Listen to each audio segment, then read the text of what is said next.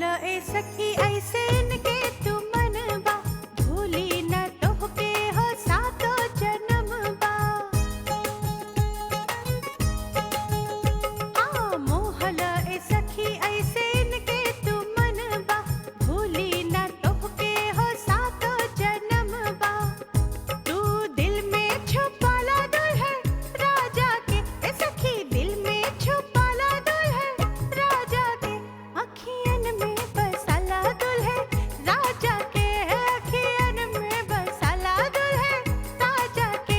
सखी आरती उतारा दुल्हन राजा के ओ सखी आरती उतारा दुल्हन राजा के अखियन में बसाला दुल्हन राजा के अखियन में बसाला दुल्हन राजा के।